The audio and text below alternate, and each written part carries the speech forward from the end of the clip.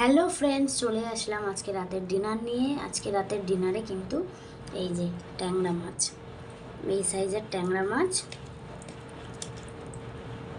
আর রাতে আমরা মাছ খাই না, আজকে ছিল কারণ আমাদের দুপুরে নিমন্ত্রণ ছিল, সেখানে খেয়েছিলাম বলে আমি দুপুরে যে রান্না করেছিলাম মাছটা রেখে দিয়েছি। আর সাথে কিন্তু গরম ভাত। তোমরা কারা কারা এরকম ধোয়া ওঠা গরম ভাত খেতে পারো?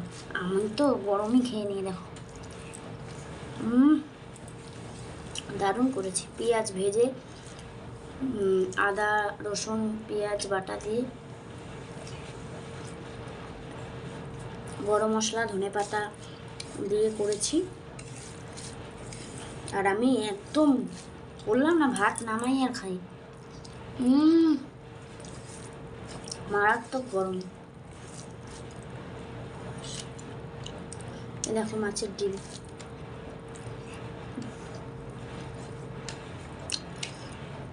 আসলে কি বলতো, সংসারে এমন বাঁধনে বেঁধে গেছি যে কোথাও বেরোনোর আগেও ভাবি আমি এমনি বেরিয়ে যাব, বাড়ির লোকগুলোকে ডাল আলু সিদ্ধ করে পারবো না, একদম পারবো না। সবাইকে পরিপূর্ণভাবে করে দিয়ে তবেই কিন্তু আমি বেরোই। হ্যাঁ, আজকে সকালে আমি টিফিনটা করিনি।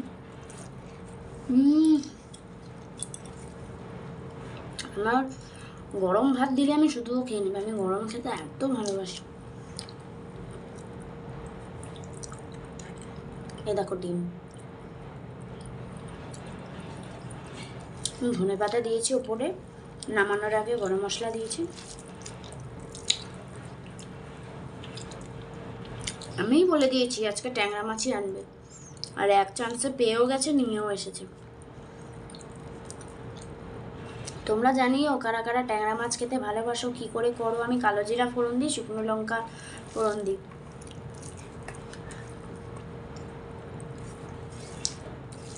তারপর পেঁয়াজটা ভেজে তারপর আমি করি। এই দেখো কত বড় ডিম।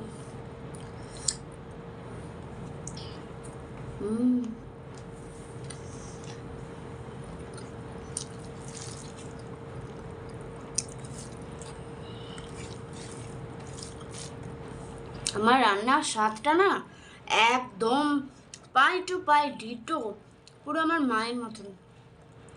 মার রান্না আমার দারুণ, মার থেকে কম কিছু না, মায়ের মতনই হয়েছে, পুরো জেরক্স কপি। একই রকম স্বাদ, একই রকম টেস্ট, একই সব। এক একজনের রান্না এক এক রকম হয়। আমার রান্না আমার মায়ের মতো, আর আমার মায়ের রান্না ভীষণ ভালো। আমি বললাম না আমার রান্না ভালো, ভালো বললে তোমরা বিশ্বাস করবে কি করে?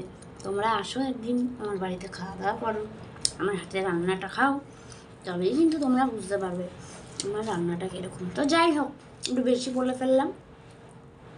ও ভিডিওটা ভালো লাগলে অবশ্যই পাশে থেকেও লাইক করো, শেয়ার করো। বাই, আজকে এইটুকুই। আসবো পরের ভিডিওতে নেক্সট কিছু রান্না নিয়ে। বাই।